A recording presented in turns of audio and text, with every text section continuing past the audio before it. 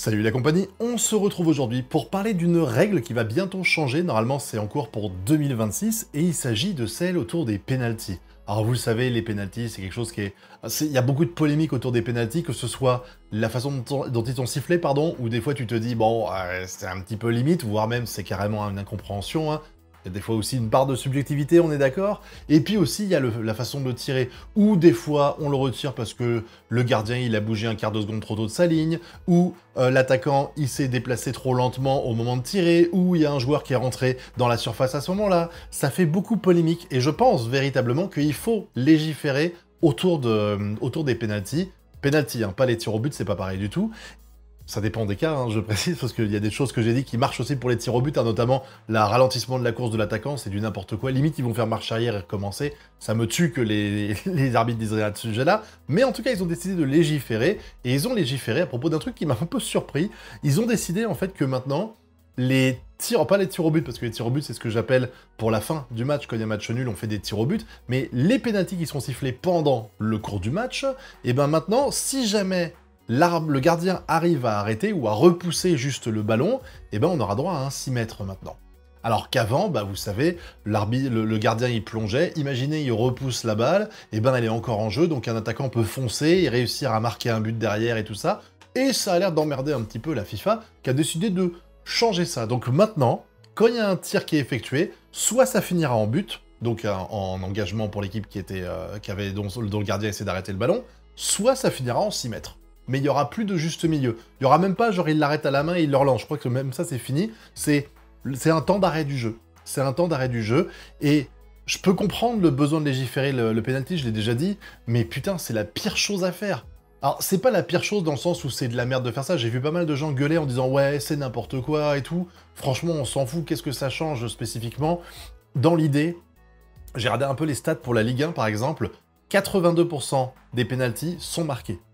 Dans les 18% restants, il y a 8% qui sont soit partis, genre soit c'est Mbappé qui tire dans l'espace, soit ça touche le poteau et ça sort en 6 mètres, soit c'est repoussé par le gardien et ça finit en corner, voilà. Donc, dans les stats, ça fait 90% qui sont soit marqués, soit qui finissent en 6 mètres ou en corner, et il reste que 10%, c'est les moments où le gardien relâche le ballon.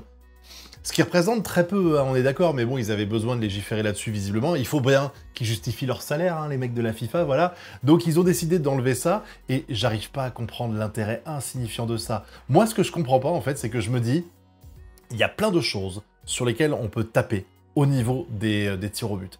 J'aimerais votre avis là-dessus, hein, mais clairement, il y a deux choses, moi, qui... Alors déjà, le point positif de tout ça, c'est qu'il n'y aura plus la guerre pour essayer de rentrer dans la surface. Vous savez, il y a tous les joueurs qui sont autour de la surface de réparation, ils attendent le moment où le ballon sera effleuré par la chaussure de l'attaquant qui tire, comme ça, hop, ils rentrent dedans et ils foncent sur le gardien pour essayer soit de marquer si elle est repoussée, soit de la dégager si jamais vous faites partie de l'équipe du gardien.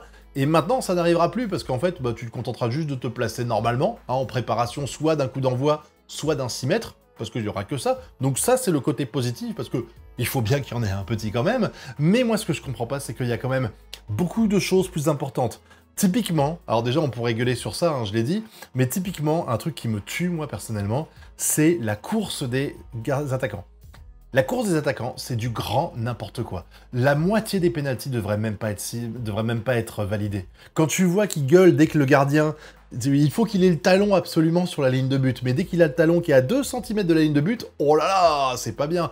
Par contre, l'attaquant qui avance, s'arrête, limite recule avant de tirer, vous savez, il court, il fait une feinte de frappe et tout ça, je ne comprends pas que ça passe, ce genre de choses.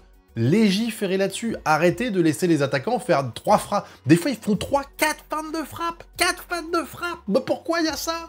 Pourquoi il y a ça? C'est quoi ce délire, franchement? Tu te dis à l'attaquant, tu avances, tu restes dans une vitesse constante, t'as pas le droit de freiner, surtout que là, on peut parler de freiner, on parle vraiment de s'arrêter net, vous savez, c'est hop, on avance, ah, on s'arrête, on avance, on s'arrête, on avance, on arrête, voilà. Limite, ils reculent, ils font marche arrière, non mais c'est du grand n'importe quoi, et pour moi, c'est là-dessus qu'il faut taper. C'est véritablement là-dessus qu'il faut taper, parce que les tirs au but n'ont aucun sens. Je sais qu'ils font ça pour avantager les attaquants. Je sais pas pourquoi, mais ils veulent des buts.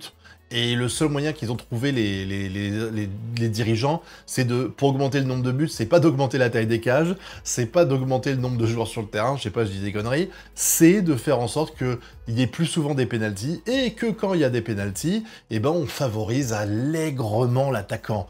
Toutes ces années, j'ai vu le gardien de but perdre vraiment en pouvoir, entre guillemets.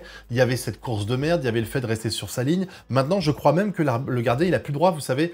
Il y avait des gardiens qui aimaient bien, genre, jouer sur la ligne, vraiment bouger, pas se mettre au centre et tout. Et je crois que même ça, c'est interdit maintenant et que vous êtes obligé d'être au centre des cages. Vous pouvez plus, je sais que Landreau l'avait fait à Ronaldinho à une époque, se mettre vraiment à un quart du côté gauche des buts. Je crois que ça, c'est plus possible aujourd'hui, par exemple.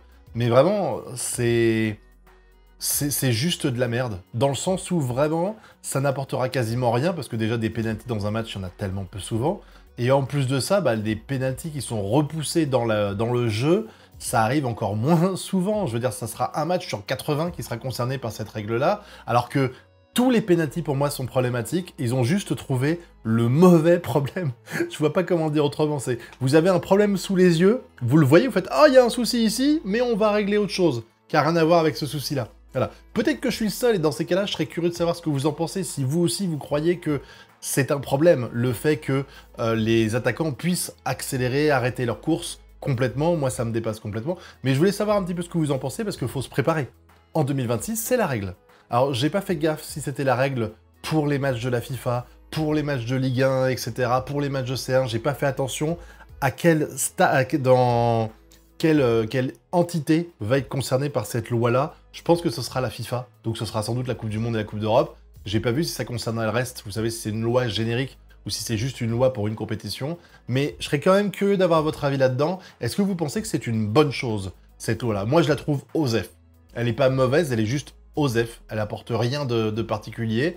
Mais par contre, ce que je trouve con, c'est juste de ne pas avoir utilisé ce temps pour parler des pénaltys, pour parler du vrai problème des pénaltys. Et je me demande si vous aussi, vous avez remarqué ça et vous êtes d'accord avec moi sur le fait que c'est super relou de voir les attaquants qui courent, qui reculent, qui avancent, qui s'arrêtent, etc.